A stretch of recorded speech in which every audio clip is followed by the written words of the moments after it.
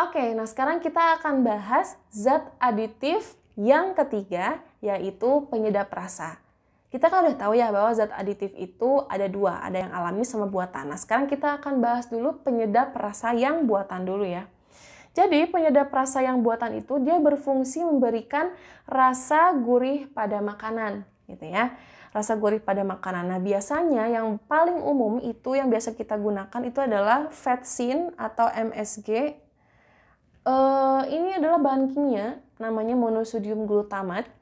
Tapi bahan kimia ini juga dibuat dari tebu juga ini sebenarnya. Cuman bedanya ditambahkan lagi dengan bahan-bahan kimia lainnya, gitu ya. Ini kalau bahasa Sundanya pecin gitu ya.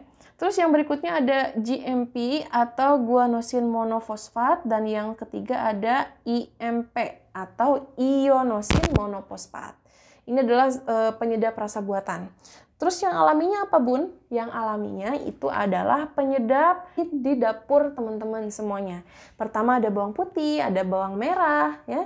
Terus ada lada, ada kemiri, lalu ada gula, ada cabai, ada garam. Terus kalau misalkan teman-teman pengen lihat lagi di dapur, mungkin ada jahe, ada lengkuas, ya, dan lain sebagainya. Itu adalah bahan-bahan alami yang biasanya kita bisa dapatkan dari tumbuhan, ya, dan fungsinya untuk memberikan kekayaan pada rasa itu sendiri.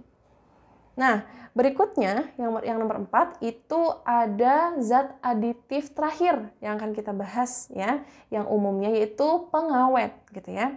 Nah, si zat aditif pengawet ini adalah fungsinya untuk menghambat terjadinya fermentasi dan penguraian akibat mikroorganisme. Contohnya seperti bakteri gitu ya.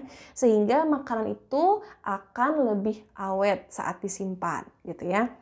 Gitu. Nah, sekarang kita akan bahas dulu pengawet buatan. Sebenarnya ada banyak, cuma kita akan bahas beberapa. Yang pertama ada asam asetat. Asam asetat itu disebut juga sebagai asam cuka ya. Dia itu fungsinya dapat meminimalisir mikroba karena sifatnya yang asam gitu ya. Kan mikroba itu kurang suka ya sama keadaan yang asam. Jadi dia bakal mati. Terus ada natrium benzoat atau disebut juga sebagai benzoat ya. Ini kita bisa temukan pada minuman ringan, pada kecap, pada margarin, saus, buah kalengan dan lain sebagainya. Terus ada asam sorbat, dalam bentuk garam natrium biasanya ya. Nah, ini digunakan pada keju, pada roti, sari buah dan acar. Terus berikutnya ada propionat. Propionat itu digunakan pada keju, biasanya pengawet pada keju. Terus ada sulfit, dia adalah pengawet pada udang beku. Terus ada pada sari nanas dan potongan kentang. Terus berikutnya yang terakhir ini ada vitamin E tocopherol. Nah, ini biasanya adalah pengawet yang digunakan pada minyak goreng gitu ya. Nah, berikutnya kita akan bahas pengawet alami. Nah, kalau pengawet alami, balik lagi itu bahan-bahannya alami ya. Salah satu contohnya ada garam dapur. Nah, si garam dapur ini teman-teman dia akan menghambat dan membunuh bakteri. Nah, biasanya si garam ini digunakan pada pengawetan ikan. Contohnya ikan asin. Nah, kenapa ikan asin dijual pasaran ya? Itu biasanya adalah selain menambah rasa, dia juga digunakan untuk dapat mengawetkan ikan-ikan tersebut agar tidak gampang busuk gitu ya. Terus yang kedua ada bawang putih, teman-teman. Bawang putih juga dapat mengeluarkan zat yaitu alicin. Itu untuk membunuh bakteri juga. Nah, ini digunakan pada kerupuk biasanya. Terus yang terakhir ada gula dan asam cuka. Kalau gula ini biasanya digunakan pada pengawetan dalam manisan. Contoh misalkan manisan salak ataupun manisan buah mangga dan sebagainya.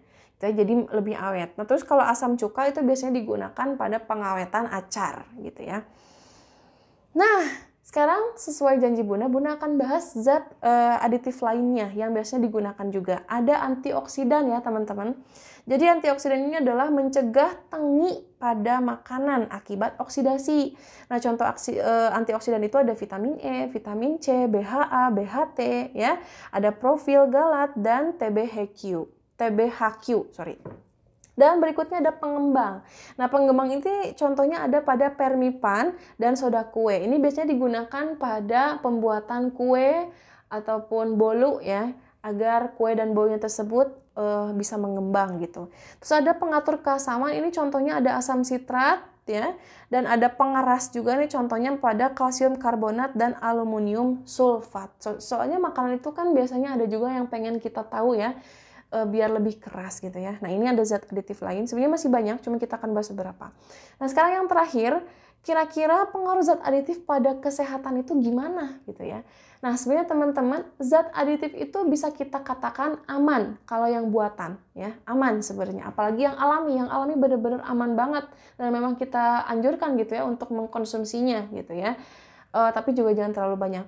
Tapi kita akan bahas aja nih ya, yang zat aditif buatan, kira-kira aman sih untuk kesehatan? No. Cut. Nah, sekarang terakhir kita akan bahas tentang pengaruh zat aditif pada kesehatan tubuh kita. Nah, teman-teman, sebenarnya zat aditif itu cukup aman kalau misalkan kita konsumsi. Tapi kita harus perhatikan kita harus perhatikan jumlah yang kita konsumsi pada tubuh kita, gitu ya. Nah, misal nih pada pemanis itu sebenarnya dia dapat menimbulkan kerusakan otak pada manusia kalau dikonsumsi secara berlebihan gitu ya. Selain itu juga dia dapat menambah gula darah atau menyebabkan suatu penyakit yang namanya diabetes gitu ya. Ini apalagi yang pemanis buatan ya gitu. Selain itu juga pewarna pada makanan ringan juga dapat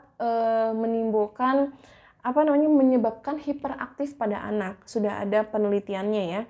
Dan yang terakhir ada pengawet. Pengawet itu biasanya dapat menyebabkan gangguan sistem pada saraf ya, komplikasi pada otak dan gagal ginjal. Apalagi sekarang banyak banget di pasaran dulu gitu ya, orang-orang yang tidak bertanggung jawab menggunakan pengawet yang sebenarnya non pangan gitu. Contohnya seperti boraks, seperti formalin, yang sebenarnya dua pengawet ini bukan digunakan harusnya untuk di makanan, bukan gitu, tapi digunakan pada pengawetan mayat dan lain sebagainya. Seperti itu teman-teman. Nah, sekarang kita akan balik lagi ke permasalahan yang berikutnya. Jadi, mana sih yang lebih aman? Air kelapa atau air soda? Nah, itu adalah tugas teman-teman, mana yang lebih aman. Oke, dari pembahasan tersebut. Oke, terima kasih banyak ya teman-teman semuanya yang sudah memperhatikan video ini. Sampai jumpa di video berikutnya. Wassalamualaikum warahmatullahi wabarakatuh.